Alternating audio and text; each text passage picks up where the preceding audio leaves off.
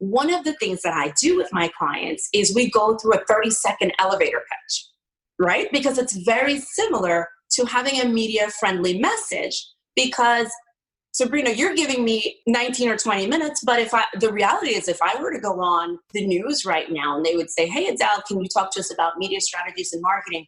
They might give me 3 minutes. And so I'd have 3 minutes to very concisely educate and entertain and give that information to them in the most compelling way, and then give them a call to action quickly, right, to drive that business.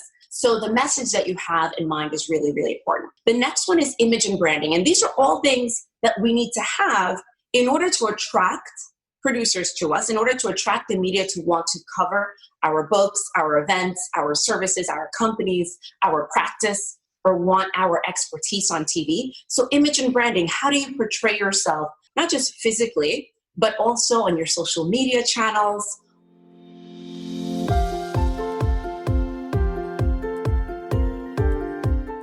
Hey there, my friend. Welcome to the Powerful and Passionate Healthcare Professionals Podcast. I'm your host, Sabrina.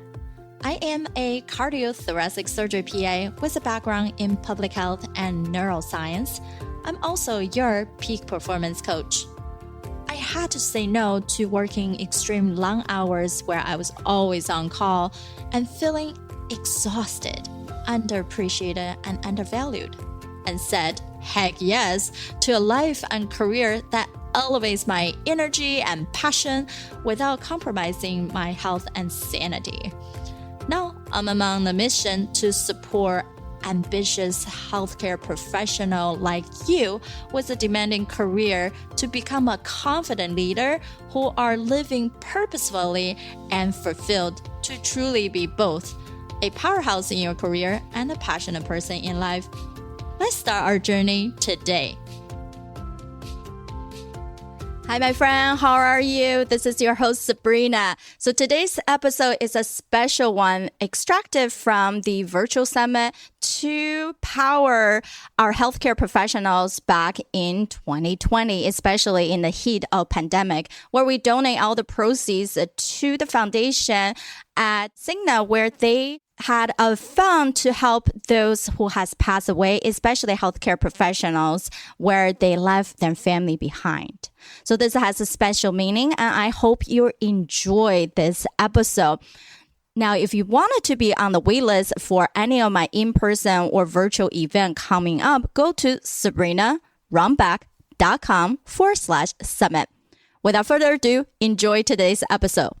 Hi, Adel. Please introduce yourself. Hello. It's so great to see you.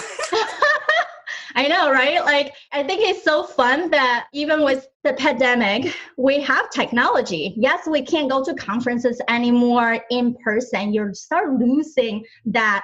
I can see my audience. I can see you guys. I know your feedback right away. But at least we have the chat box, Yes. I'm so excited to be with you, Sabrina, and with your audience. This is awesome. So thank you for having me. Yeah, thanks for joining us. I know for you, you're being in the realm of media for so long. So tell us a little bit about yourself. How did you get into it? What's your passion about this field? Thank you so much. And thank you again for having me this evening. And my name is Adel Wilson, and I am a 2-time best-selling author and a speaker, coach, media coach as well. And I teach mainly entrepreneurs and professionals how to present with power, poise, and style on camera, get booked on television and media, and become a celebrity or a thought leader in their industry. And we do that to help elevate their brand, grow their business or medical practice in this case, and attract better quality clients or more patients to their practice. So how did I get started? Well, I'll take it all the way back to when I was 5. My mom put me in a pageant when I was 5 years old. And I can't say I enjoyed the pageant, but for some reason I did enjoy the interaction with the audience.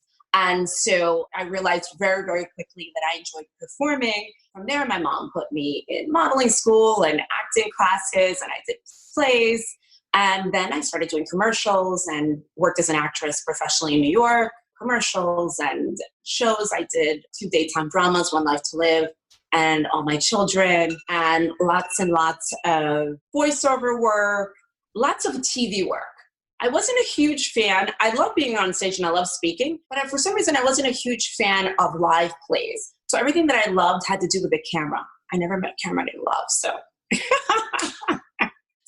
So I started doing that, and then, well, I should take it back.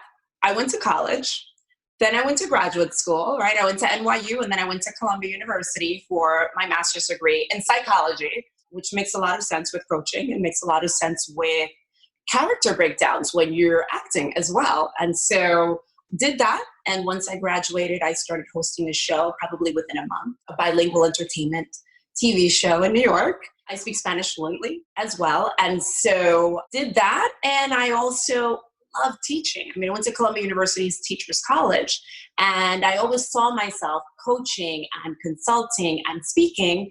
And so I also found an opportunity that same summer to do corporate training. So I was doing corporate training at the same time that I was acting and going on auditions and working. So that made for really nice kind of marriage, if you will. That's how I got started. That's so fun, right? Like you started from like really childhood and just getting into it. And then who knows, it blossomed into something amazing and taking you from many different areas in the East Coast. Yeah, New York is such a big field, right? Like everyone wanted to crowd in there, or they will go to Hollywood. Like there's two extremes. And you found your excitement, like you found psychology. And yes, most things about branding is about putting a voice out there, pivoting yourself into a position that becomes unique. And then you become having this fun time with just talking and delivering these awesome messages, right? What do you think is the key thing when we talk about branding and getting yourself into these media outlets? Yeah, absolutely. So I'd love to share with you if I can, but I have 7 strategies that I teach my clients when I train, when I coach. It's also in my latest best-selling book, Celebrity Media Secrets. This might ring true from the last 5 minutes, but 7 simple steps to present with power, poise, and style on camera, get booked on TV and media, and become a celebrity in your industry. And as you can imagine, as a good psych student and graduate, my first step is mindset. So mindset, yes. Do you like that, Sabrina? I think you do. I think yeah, right? Like a majority of what I talk about is the mental immunity, right? Yes, that's right. That's why I thought that would resonate with you and as well as your community and your audience tonight. So mindset. So it's what do you do prior to going on camera to make you feel relaxed? Because a lot of people feel stage fright, right? The number one fear that we have, it's funny that it's above death, but it's public speaking, right? And then whomever is a public speaker, they think, oh, it's fine. It translates into on camera. It doesn't always. So you could have a physician delivering an amazing CME conference, but then you put a camera in front of them and they choke a little bit. And happens with lawyers, happens with professionals. And that's okay. And that's normal. They don't teach it in medical school. They don't teach it if you go to school to become a PA, right? So these are skills that can be learned outside of your professional studies. And that's a good thing. It's an acquired skill. And so mindset, do you meditate the morning of? What do you do to try to minimize that anxiety? I also encourage visualization as a technique, and just visualizing your host, if you're on a show like this, or you're on a TV show or in the news, visualizing your host just enjoying the conversation, that you are sharing value with the audience and that it's well received. So visualization, meditation, prayer, there's so many of them. We have a very short period of time, so I want to jump to the next one. The next one is message. So just being really clear on what type of message you want to share with your community. If you've written a book, what message you want to leave with your readers. If you are on a one-on-one interview, if you're the host, what is it that you'd like to deliver to your audience? And then if you're the guest, what is it that you'd like to present and how would you like to present yourself and your message? And there are also different channels by which you deliver your message. And I'm jumping to the next one, but that's message. And knowing your message is really important. One of the things that I do with my clients is we go through a 30-second elevator pitch, right? Because it's very similar to having a media-friendly message, because Sabrina, you're giving me 19 or 20 minutes, but the reality is if I were to go on the news right now and they would say, hey, Adel, can you talk to us about media strategies and marketing? They might give me 3 minutes. And so I'd have 3 minutes to very concisely educate and entertain and give that information to them in the most compelling way, and then give them a call to action quickly, right, to drive that business. So the message that you have in mind is really, really important. The next one is image and branding. And these are all things that we need to have in order to attract producers to us, in order to attract the media to want to cover our books, our events, our services, our companies, our practice, or want our expertise on TV. So image and branding, how do you portray yourself, not just physically, but also on your social media channels, on your website? Is your message consistent? Do you have certain company colors that you'd like to display?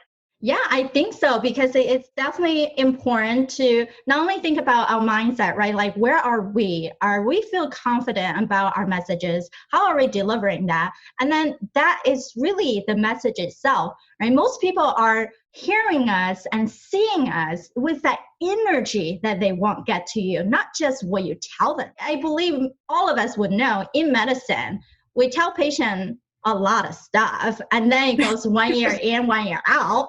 So the message itself is not even as important as how you're delivering. And then even with the image and branding, yes, because they attract people to you. And these bright color, these bigger fonts versus something you can't hardly read. That's awesome. Keep going. Yes. Oh, thank you. Thank you. So that actually brings me to, so your website, how you portray yourself on social media. Obviously, there are some nuances. Each platform is certainly varies, right? And so, like, I'll give an example, and I'm very sure, familiar with this, but LinkedIn is a very different platform than, say, Instagram. And so knowing how to maneuver both, you can deliver the same type of message, but maybe the presentation is different. You might play with some emojis on Instagram that you won't do that on LinkedIn, perhaps. It's a little more serious of a platform, a little more business driven. Instagram, you can have a little more fun with. So knowing your message and where you're presenting it and how to present it so it's well received by that audience, kind of always like knowing your audience is a part of that. And also just how you put yourself together. So for example, yesterday I was delivering a talk, very similar, but to real estate brokers. So to Century 21. So shout out to Century 21. And so we were talking about the importance of how you put yourself together. And what are the expectations of your audience or your patients? What do they expect to see? A doctor, a nurse practitioner, a PA, how do they expect you to be dressing? And oftentimes you'll be in a uniform, but other times you won't. And so it's kind of living up to that expectation as well. That's important. I think that's it. So your website, just the way you put yourself together, even your book. They say don't judge a book by its cover because everybody does. Unfortunately, I wish that was not the case, but it is. And so the way we put ourselves together is really important as well. People make a judgment the first 3 seconds that they see us. So keeping that in mind, and TV and media is a very visual medium.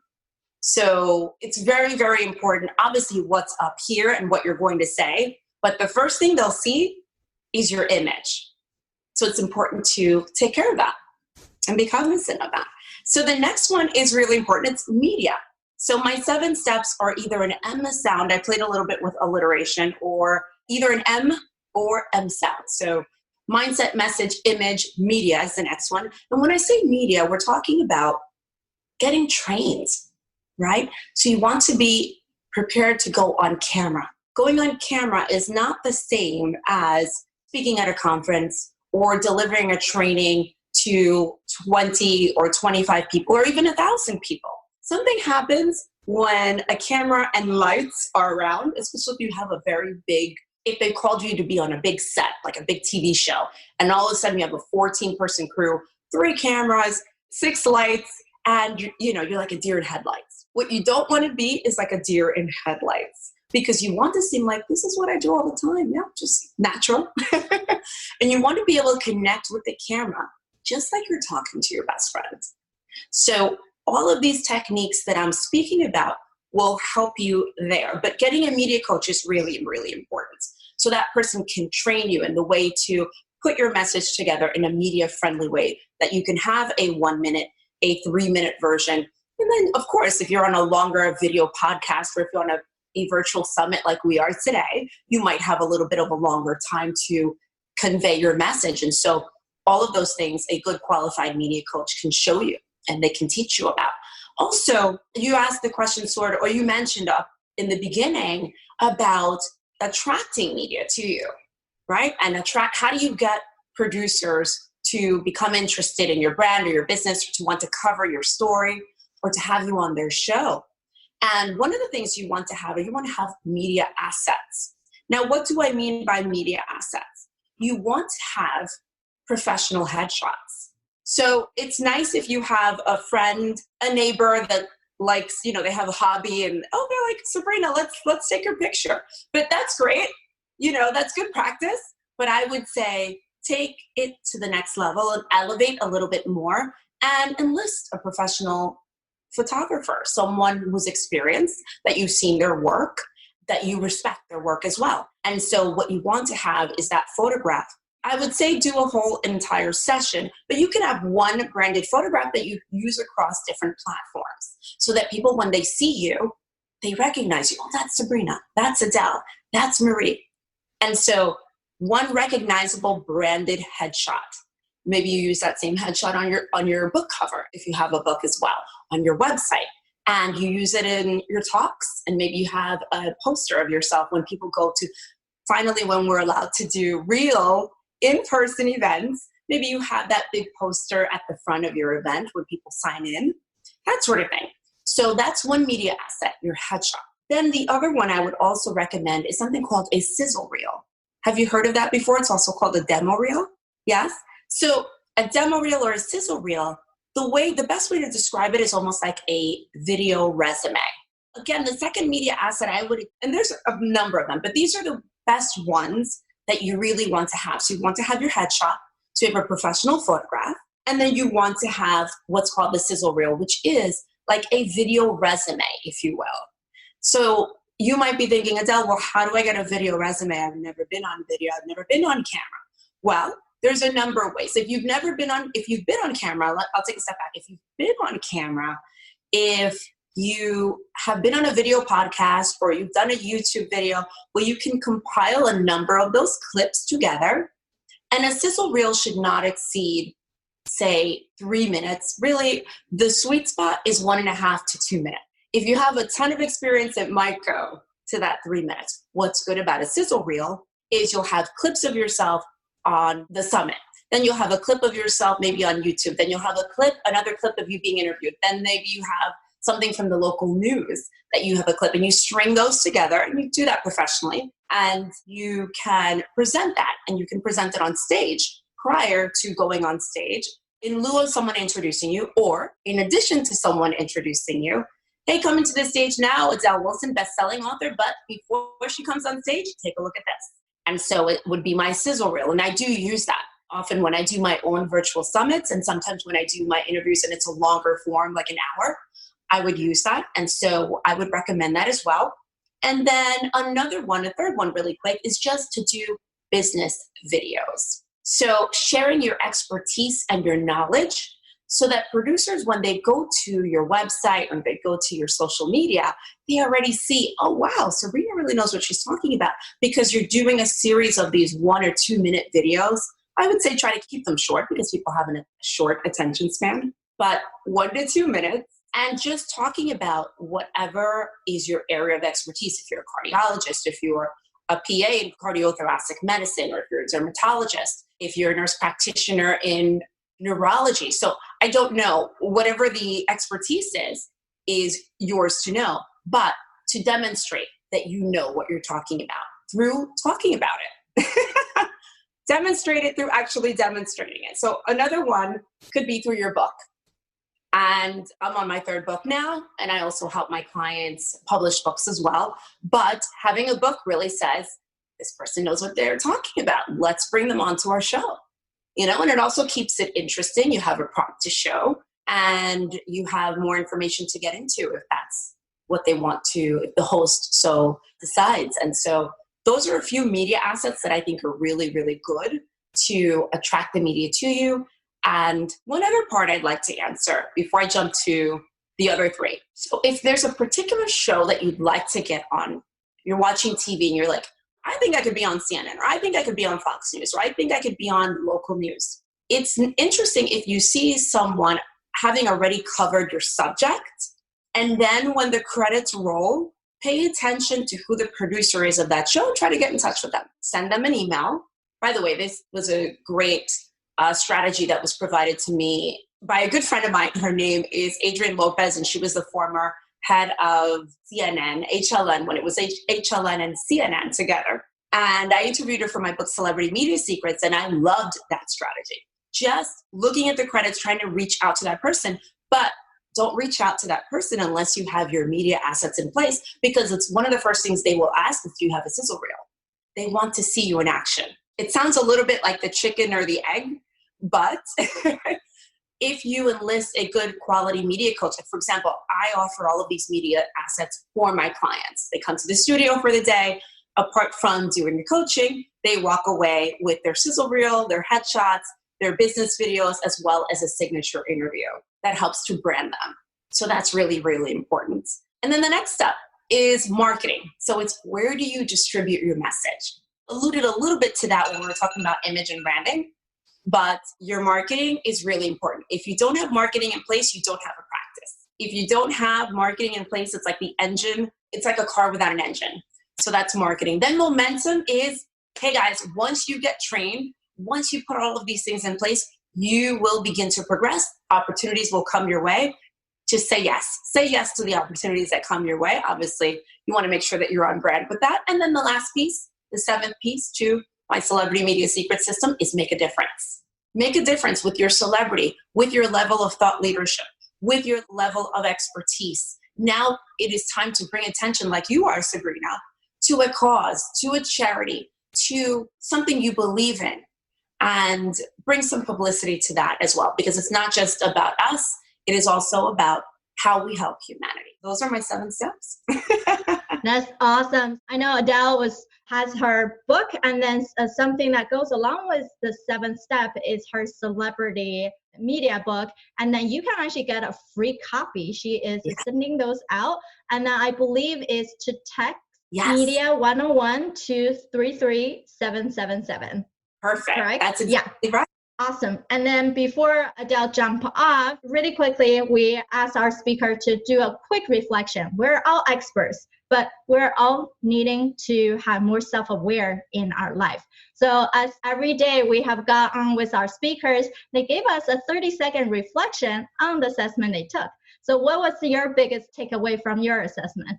Thank you so much, Sabrina. So I think self-awareness is everything. And also investing in yourself is everything. So it's important that as we move through life as professionals in our personal lives, that we are cognizant of where we are. So taking your assessment kind of gave me a second to, hey, you know what, where am I right now with all of these questions that Sabrina's asking? And it took me a moment to kind of assess where I am in my own life.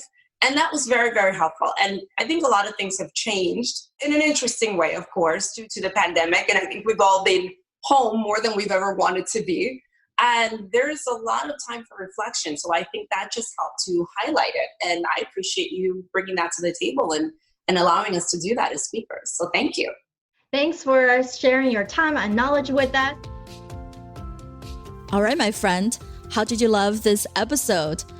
Make sure to subscribe to our show so you can continue to build your positive intelligence for that beautiful mind of yours to live powerfully and passionate. I know this is just the tip of the iceberg. You probably have a lot more questions on actually how do I implement those things into my own life? Well, this is the solution. Joining us inside the private Facebook group, go to facebook.com/groups/powerful passionate, where I go live weekly to answer any questions that you have and continue to put more resources for you to help you to get to that point. You can be both powerful and passionate, where you're no longer working on any mundane work and truly focusing on the things that matter. You can be both powerful and passionate, where you can overcome any mental roadblocks keeping you from success. You can be both powerful and passionate, where you feel energized from the moment you woke up to the time you go to bed. Join me, and together we can create a life where you can be both powerful and passionate.